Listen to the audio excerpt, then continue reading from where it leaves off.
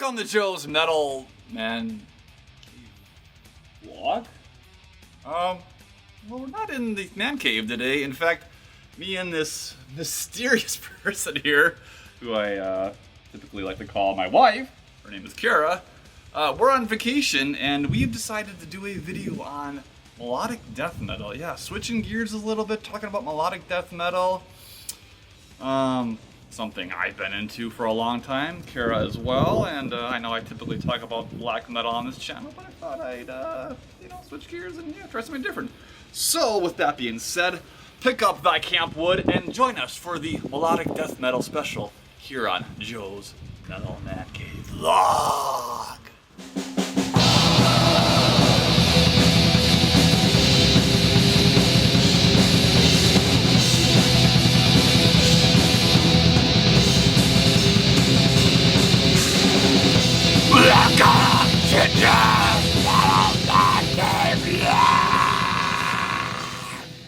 Right then, so melodic death metal. As far as I can remember, I got into melodic death metal about 22, 23 years ago probably. I guess it was probably way back in like 1999 when this album on my t-shirt, In Flames Colony album, had just been released. It was a brand new album, and I can't remember where I saw the music video for, but I saw a music video from the song from that album. I was just like, God damn, what is this? I really like this, and I had to know more about it. And I discovered that the genre at that point already was, several years old. Had gone back to the early 90s, and I got, all my hands on most of the classics back then. And although melodic death metal hasn't been like necessarily my preferred genre over the years, I definitely enjoy all the stuff from the 90s and the early 2000s, and to a lesser extent some of the newer stuff.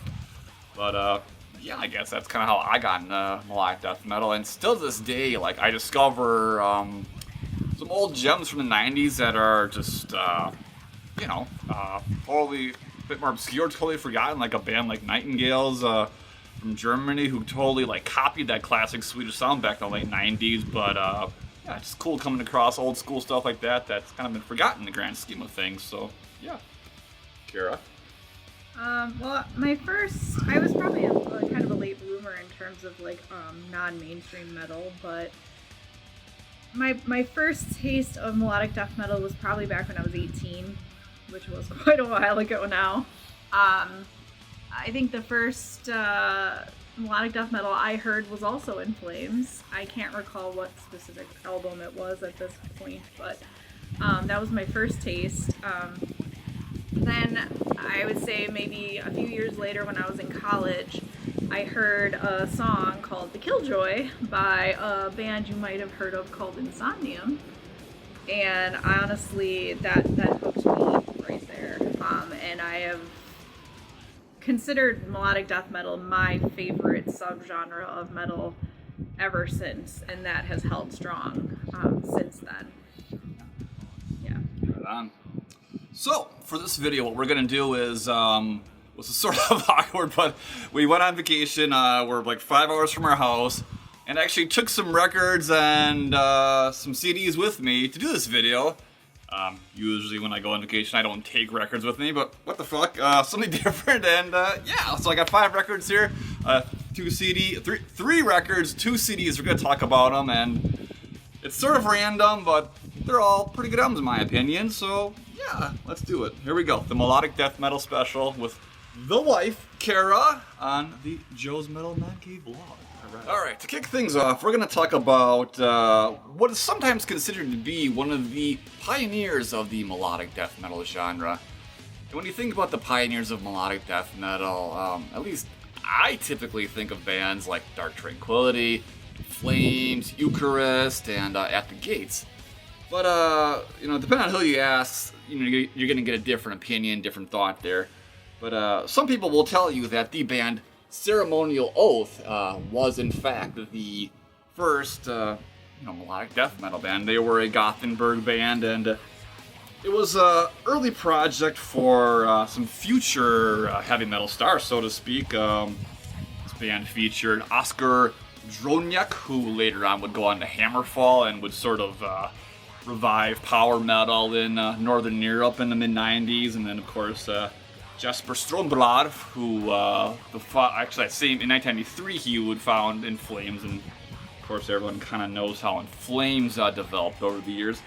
This band also had a guy named Anders Ewers, who would later on play in Tiamat and Cemetery, and I think maybe a few other things. I think he was actually in Flames as well. And then he also had a drummer named Marcus Nordberg, who I think was also in Cemetery, but didn't have as big a notable career. Anyway, Ceremonial Oath is a band I heard way back in the day. Well, I heard of way back in the day, but I was never able to get my hands on this album. So what I have here is the 2013 reissue by Century Media. This LP gathers together all the band's demos, their 7-inch record, The Lost Name of God, and their first full-length album, The Book of Truth. Interesting about this album is that, like I said, some people will consider this to be the roots of melodic death metal, but when I listen to this album, I am mostly reminded of, it mostly just sounds like kind of straightforward early 90s Swedish death metal. I think I'm hearing At the Gates or Grotesque or early Tiamat here. Yeah, there is melodic touches. There's some acoustic guitars. There's some keyboards here and there, but generally speaking, it feels like it's a much more kind of straightforward death metal release. If I gotta be honest with you. We listened to this yesterday. What was your opinion? I actually fully agree with your assessment. I think there's a few elements of melodic death metal that kind of come in terms of some of the riffs and things like that. But for the most part, this does not scream melodic death metal to me. In fact, I think that was sort of the conversation that we had while we were listening to it. I mean, it's not bad per se, but it definitely. If I had listened to this without any history or knowledge of this band or what other people's opinions on it were, I probably never would have put that into that. Yeah. So that's kind of what it sounds like to me. Obviously, Sakura agrees there, and so yeah, this LP out. It has the full album, The Book of Truth. It has some demos on it, and fucking hell, man. The Wake the Dead demo from 1990 is really something. Kara, can you redo that the way it starts out? Yeah, so it starts out with this really weak-ass power metal-ish. Okay, so if he had committed to it, I probably wouldn't even thought much of it, but you could totally tell that whenever this was recorded, maybe they had a conversation. Okay, they might have had a conversation before they actually went in to record. And I'm just imagining that they were all right, dude, on this part, we want you to just do this power metal scream. And he was kind of are you serious, guys? And then went in to record and sort of just I don't even know what he was thinking at the time that this was recorded, but it's pretty funny. It's pretty funny, yeah. So the first demo is very amateurish. I mean, it was recorded in 1990. I looked their ages up. Everyone in the band was 18 years old at the time, or maybe even 17. They were just kids. They were just kids. So it's their first demo, and they were actually known as Desecrator back then. Then in 1991, they changed their name to Ceremonial Oath, which obviously is a better name because there was already, I guess, some other bands named Desecrator. So that first demo on side C of this reissue is a bit ridiculous and totally unlistenable, basically. The second demo and the 7-inch record are a bit better. It kind of shows where the band would eventually go with their full album, The Book of Truth. Yeah. A couple years after this album came out, actually, the band kind of broke up after this album because Jesper went on to In Flames, of course, and Oscar went on to Hammerfall. I think the band Anders just continued the band, and then I think it was in 1995 they released an album called Carpet, which interestingly had Anders from In Flames, who I guess at the time had just joined In Flames as the vocals, but he did vocals in that album, and then that was the final album from Ceremonial Oath before they called it quits. But I actually looked it up in Metal Archives, and it seems they're kind of again. So I don't know if there's plans to play live or do another album. I don't know, but the classic lineup is back together now, so I don't know. Probably just do some shows or something and have a mild midlife excitement or something like that. I don't know. Anyway, so it's a 2 LP thing. What's really cool about this is it comes with this this nice huge booklet here. Has all these old, photos and lyrics. Wish the fucking wind wasn't blowing so much, but whatever. Yeah. Old interview in here somewhere or another. Lots of really cool old photos of the band. And again, they were just kids, There's an interview. In particular, I have to point out this photo in the LP jacket where, like, really skinny bastards, dude. Look at that. They're like, they're all like, yeah, but they're not evil at all. But yeah, so that's pretty much Ceremonial Truth. So, Ceremonial Oath. Sorry. What the hell, Ceremonial Truth? I don't know. Any other further thoughts? No. All right. Ceremonial Oath. All right, continuing on, we're going to talk about an album that I think is very well known in the melodic death metal genre. The album in question is In Flames' debut album from 1994, Lunar Strain. In this particular case, I have the 2014 reissue on Century Media. For years, I had I think it was a compilation that basically had the first album and the EP Subterranean on a disc. It was like the Wrong Again Records reissue or something like that. But I don't know, 3 years ago I bought this because I was kind of going through that whole like, oh, I love vinyl so much, everything's got to be vinyl. So I sold that old original pressing I have, and I got this this re-release here because I was getting all gushy on vinyl and stuff like that. So yeah. So this album is the debut album from In Flames, and interesting thing to note about this album right from the get-go is not a single person that played on this album is still in Flames nowadays. In Flames nowadays. And for all the albums that In Flames has released over the years, this is by far their most diverse and for sure their most aggressive too.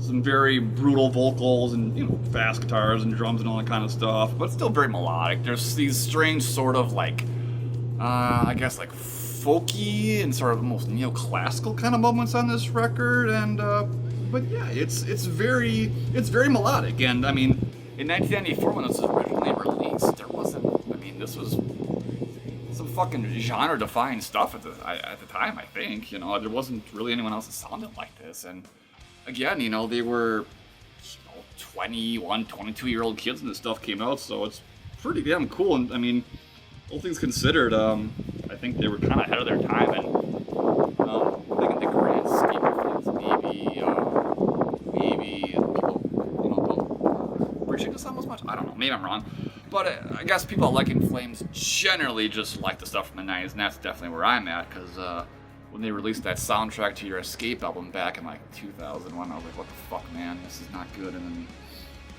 kind of stopped following them after that. That was the end, really. But yeah. What was your thoughts?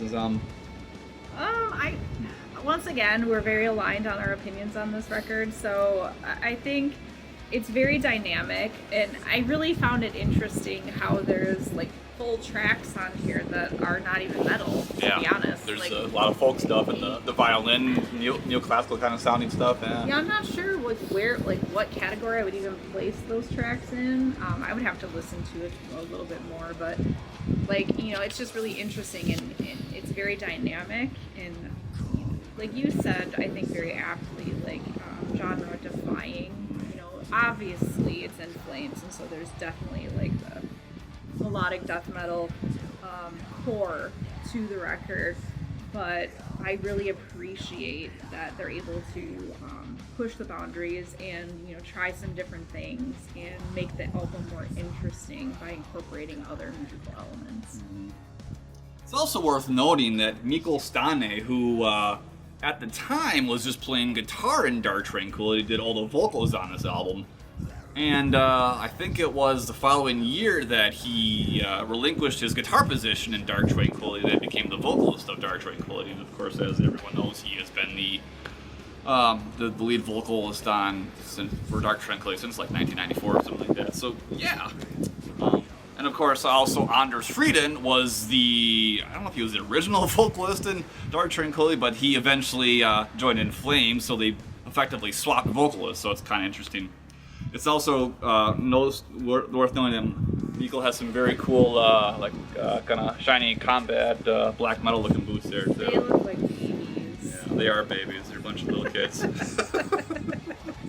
and they were, yeah, like 21, 20-year-old kids. Yeah. So it's a cool album though. I've always enjoyed this album a lot. That's good. That's a good record. If I gotta be fair though, I think my favorite In Flames record is probably the Jester Race, which was their second album.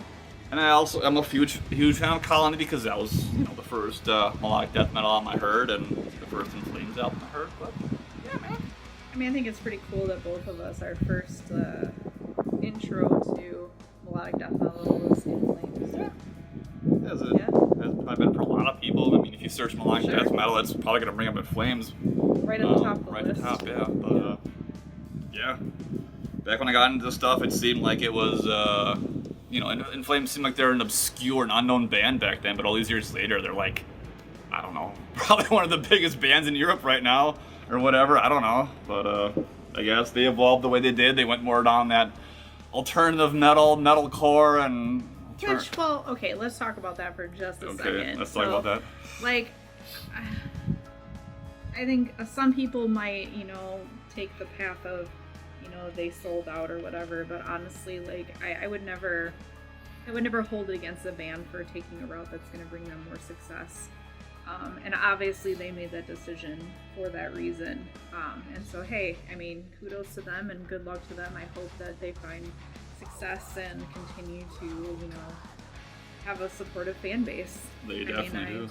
I think that's awesome that they were able to keep going and sort of evolve over time into something that was going to work for them. Yeah. One final thought. Nowadays, Jesper and Mikkel, they just started a new band called The Halo Effect, which I haven't heard yet. But I have. Oh, you have heard? Oh, yeah. Yeah. It's pretty awesome. But it's kind of a return back to like classic melodic death metal, right? Yes. Yeah. I mean, it sounds like, if you know Dark Tranquillity, I mean, it makes sense because Michael. I think Mikkel is effectively the Swedish version of Michael, so call it as you will, I guess.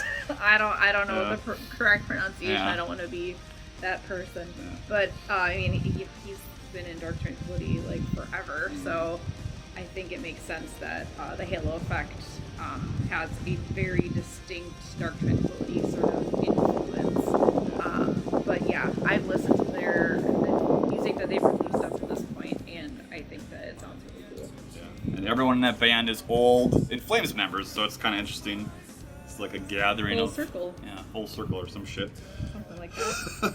Anyway, that's In Flames, that's Lunar Strain. Alright, we're moving on, and we're effectively jumping almost like 20 years in time for this next one. The next time we're going to talk about is Before the Dawn and their album Soundscape of Silence. We've also jumped to CD this time around. Before the Dawn. So Before the Dawn is basically the project of a Finnish musician known as Thomas Salkonen, and I believe on almost all of the Before the Dawn albums and his several side projects, he pretty much plays all the instruments. I bought this CD back in 2011 when I traveled to Helsinki, Finland, for the Tuska Festival, a buddy of mine. And I actually saw Before the Dawn live, which was just an extraordinary performance. I just kind of discovered the band a little bit before then, so it was really cool to see them performing live in front of me. And I remember I was really drunk the whole time I was there in Finland, but I remember I got really drunk during that show. And then after, like, they got done playing, like, Thomas was just kind of walking around. I was like, hey, man, you're the best. He was like, okay, weird American. Weird American guy. And he probably said something in Finnish, but I can't remember. But he seemed mildly amused. But, yeah, that happened. So, anyway, Before the Dawn, melodic death metal. I think what's interesting about this band, and a lot of the Finnish melodic death metal bands, is they have, I don't want to say it's overly melodic per se, but it's just they have very colorful, very memorable riffs and solos, and there's just a certain amount of like emotion that you can feel coming out of the music. Yeah, it's a really strong atmosphere in this music. You get both growled vocals and some cleanly sung vocals, some keyboards, some acoustic guitars. This is a fantastic album that I think in the grand scheme of things has kind of been overlooked. I don't know. I mean, I don't, pay attention to the melodic death metal in any great detail, but yeah, this is a fantastic album, and if I'm not mistaken, I got you into this album, so yes, I actually did not even know about this band Yeah. until we started dating, and then as soon as I heard it, I was like, holy shit, I love this. Who is this? And then you were like, I hate to break it to you, but they're already disbanded. Yeah. And I was like, are you fucking kidding me? And I was so sad. Yeah. But they just released new music not too long ago. Yeah. So I was so excited about that. And hopefully, maybe, fingers crossed, they'll go tour and stuff, because then I'll actually get a chance to go see them live, because I never really thought that I would get a chance, because I thought they were just done. Yeah. But then suddenly, I think a lot of bands that you never thought would come back sort of pop back in. Like, if you notice this, I don't know if anyone else noticed this trend, but like after like when the pandemic and stuff was happening, because I think people just got bored. Yeah. And so they were like, hey guys, Get the band back together. We got nothing No, else it's been to do. 20 years. Fuck it. You guys want to record a record? It did happen. A lot of bands, yeah, no doubt. So I think like, I mean, I hope that it wasn't just like a one-time thing. I mean, because I really genuinely love the music that Before the Dawn released, both on that record and recently. I love the lyrical content. I love the clean vocals, because the vocalist has like this really distinct and unique voice that I absolutely really like. I love his growl. I think he has one of the best growls that I listen to. Compliments the music well. And like the riffs are just killer, and I can't say anything but good things about it, and I absolutely love it. Like the first moment I listened to that record, I was hooked. I loved it. Yeah, so that's Before the Dawn. What was I gonna say? I thought there was something else. I don't know. Well, yeah, the band. I mean, again, the band formed in like the early 2000s, and I think if I remember correctly, the earlier stuff was a bit different. Like I think like the early records, like they actually were kind of a nu metal-ish sounding band. Like no, really? No bullshit. Yeah, like it was or metalcore. It was different. Interesting. Yeah, but I'm glad that they decided to take the and obviously route. And Tuomas, like, he has other projects that I really love, like Wolfheart. I love Wolfheart too. I think technically Wolfheart was like the continuation of Before the Dawn. That could be. Like I think he was just like, I don't like the name, so let's like start a new band, or it was some shit like that. It was something like that, yeah.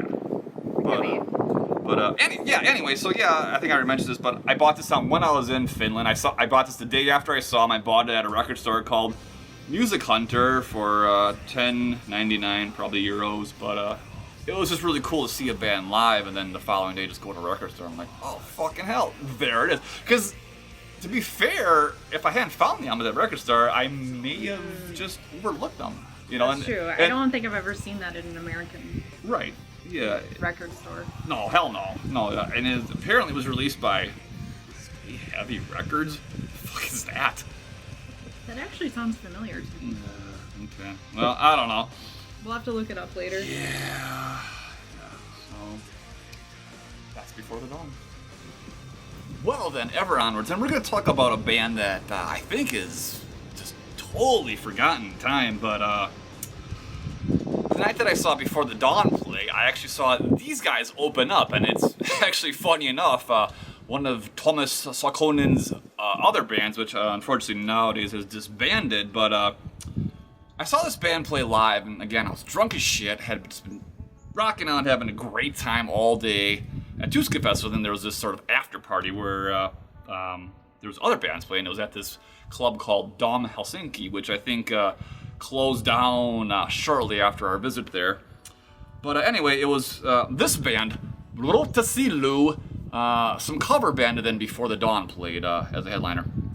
And I gotta tell you, man, I remember at the moment, it was like, I had never seen a band like that I never heard of, but just gotten so into it, just been like, just fuck yeah, man. Like, it was just ruling really hard. And there's actually a video, or there was a video on YouTube from that evening. You can actually see me, like, in the crowd, just head bang and just like, all that kind of. Yeah, I think I showed it to you. Yeah. I don't know if it's still online, but yeah, it was pretty cool because just, you know, I never heard of this band, but I really got into it.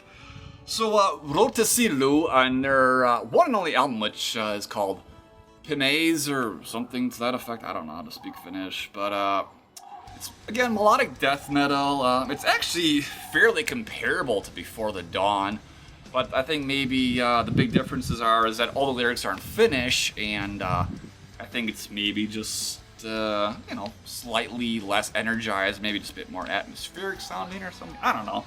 But still, it has very colorful, very melodic riffs and just a lot of emotion and atmosphere to it. A really great record that, yeah, in the grand scheme of things, has really been overlooked and forgotten, I think, at this point. I think it came out in 2010 or 2011 on Spine Farm Records. Remember after I saw them, after I got this album, and just totally loved it. I was really hoping they'd make more music, but it was after Thomas disbanded Before the Dawn and kind of put the kibosh on all of his other side projects. This was the other one that just was like, and it was done. And I guess, yeah, they're not going to make any more music with this project, which sucks. But I think his role in the band was he just did the growled vocals and the bass guitar, and some other people took up the guitar duties and keyboards and all that kind of stuff. But really cool album. I mean, it's all in Finnish. I've never once bothered to look the lyrics up to see what the hell it's about. But Finnish buddy, well, I don't know. A Finnish friend of mine said it was basically just the typical Finnish melancholy was the lyrics and stuff like that. So there you go. You know, it's pretty common in Finnish bands and all that kind of stuff. That's probably lyrics about winter and. But yeah, the album has a lot of feels. It's cool. It's a really good album. I think it's yeah, super underrated. There's a CD. Booklet. I always kind of like their little sigil. It's like that little wolf Forrest Hammer thing they got going there. Very cool. Lyrics, again, all Finnish. And the other guys in this band, I don't really know who they were. I don't know if they went on to any other. I mean, I guess they probably went on to some other projects. They seem like very talented guys. But yeah. Your thoughts on this album? I don't have too much to say on this record because I'm not as familiar with it as you are, but I will say that when I have listened to it, I really enjoy it. I definitely loved the feel that the record had. I am, you know, we've had this conversation about how, like, lyrical content is, like, super important to me. It's not as important to you, per se, but I definitely would be interested to look up the lyrics and just sort of read those. Just because it's interesting that it's all in Finnish, so don't really know what they're talking about, you know, without really digging into it. But I agree for sure that it's a bit atmospheric. You know, it's got some really great melodic death metal riffs, and I liked the growls and everything. So I thought it was a solid record for sure. Some acoustic guitars here and there, some keyboards. Yeah. Good record, definitely look it up. So that's Routasielu and their album Pimaze, if I'm saying that right, which probably not, but whatever. Alright, one more album here on Joe's Metal Mancave in this melodic death metal special. I hope you by now have a piece of wood in hand. If not, you should definitely get one. It'll make everything better. So one more album, and this is a band that I have known for many years, and a band that actually my wife got me more into, yeah. So, I was originally, when I first got in this band, it was back when their first two albums came out. I liked them, I enjoyed them, but then I just kind of stopped there. And then, even though some other friends were like, dude, you should check out this band's other albums, I was just like, I'm not really into them. They're like, no, you should check them out. And then, when I met her 8 years ago, she got me into the rest of their albums, and I was like, god damn, I've been missing out. So, the band in question is Insomnium, their fifth album, One for Sorrow. One for Sorrow. Again, when I heard this album, when I heard all the other albums, I was only familiar with the first two, and I liked the first two, but I always thought like something was kind of missing on their first. Like they're good albums, but like they hadn't fully developed their sound just yet. And then when you skip ahead to about the third or fourth album, it's like, fuck yeah, man. They definitely had locked it in They by then. definitely had locked it in by then, and the stuff was they've been creating really just emotional, atmospheric melodic death metal at that point, and they've continued onward since then, just releasing great album after great album. One for Sorrow being their fifth album, originally released in 2011, and containing just a lot of really great songs. Of course, the song Decoherence is very special to us because it was used in our wedding. That's actually more of an acoustic, folk kind of song. But Insomnium's always had this thing on all their albums where they do these sort of like acoustic, folky, I don't know how I say it. I don't know if it's folky so much, but definitely acoustic. Definitely acoustic, very emotional sounding pieces on other albums. Yeah. Decoherence is the song that I actually walked down the aisle to. And actually the first time I ever heard that song, I actually knew, as soon as I heard it, I was like, someday I'm going to walk down the aisle to that song, and I did it. I did. She did, and every time I watch the wedding video, I get all emotional now. You're welcome. Yeah. So, this, what we have here is actually the 2018 reissue of the album, which contains the original album plus the Weather the Storm EP, which was originally a digital release. It kind of came a few months before this album was released. But the Weather the Storm song is really cool. It features Mikkel Stane from Dark Tranquillity doing backing vocals, and quite honestly, I don't know why the song was not included on the original album. I think it's a phenomenal song. It is. It's a really good song. But yeah, it's only released as a 2-song digital EP on, like, I don't know, Bandcamp or iTunes or something like that back then. So it's cool that it's on this two... I think also interesting, another weird fun fact about that track is, like, I don't know if it's still the case, but I know, like, years ago, you couldn't even listen to that track on YouTube because there was, like, weird licensing issues. Really? Like, in the States, you couldn't listen to that track. Right. Huh. It was weird. It was weird. Well, yeah, so, well, what can you say about Insomnium? I literally could gush for hours about my love for Insomnium. Please. In my opinion, they are at the top of the game when it comes to melodic death metal. They have it locked and loaded, and they do it well.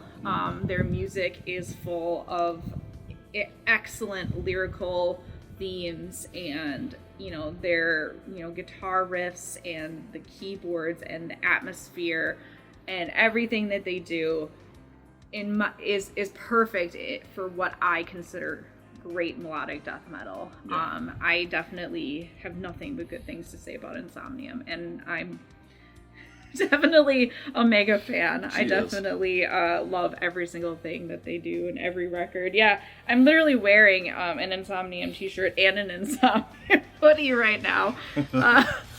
I love Insomnium, and I think that they're fantastic. And so if you are not familiar, like Joe wasn't, I definitely encourage you to go and check out their discography because there's some really great stuff out there. Yeah. Other than this album, what other albums would you say are the best? Well, Above the Weeping World is probably my favorite.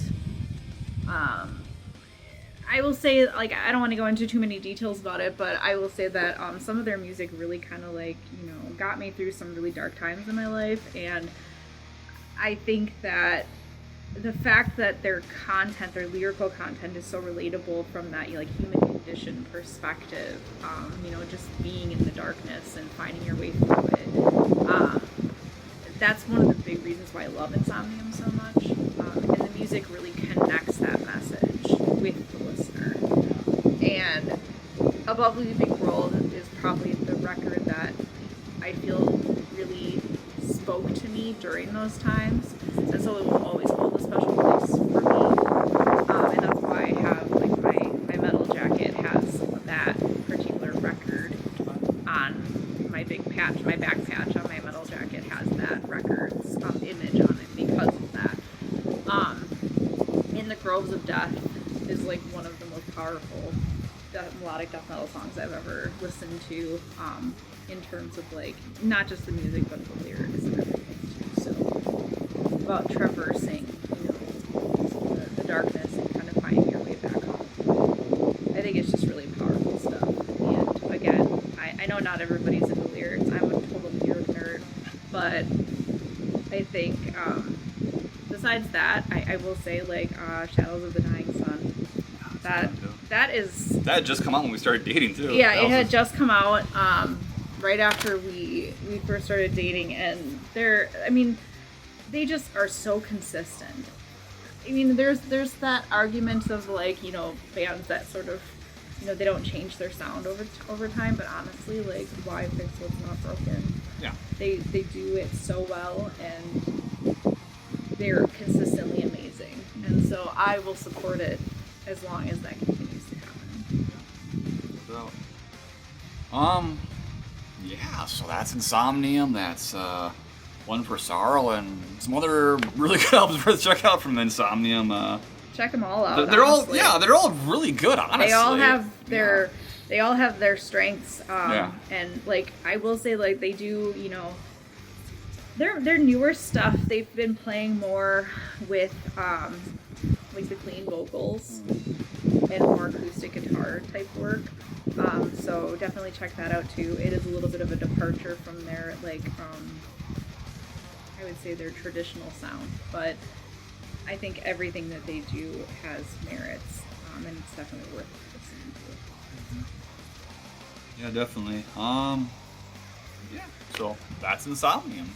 All right. Well, I'll conclude the melodic death metal special here on Joe's Metal Mancave here in northern Wisconsin, where we are at the moment. Yeah, if you like melodic death metal, I'd be very curious to hear what some of your favorite albums are, especially if you have some more, you know, kind of obscure picks or something like that. You know, melodic death metal's been going since the early 90s, you know. Yeah, you know, there's lots of, I mean, obviously the Swedish bands have always sort of been like the forefront of that, and the Finnish bands to a lesser extent, but there's been bands from Germany and I think like Spain and Italy and, well, Japan. Well, I mean, yes. fucking everywhere, really. The USA even, lots of places, all over the whole world. So it's, I'd be really curious to hear what some of your favorites are. I mean, obviously, it was just a few random albums. I mean, I've got several more melodic death metal albums at home on CD, tape, and vinyl, but, you know, just the ones I grabbed. Yeah, so. Anybody thoughts?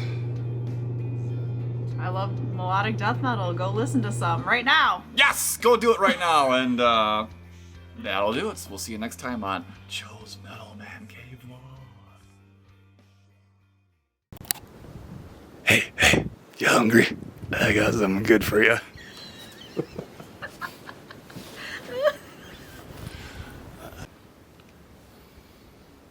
What is this show called again? Oh, yeah.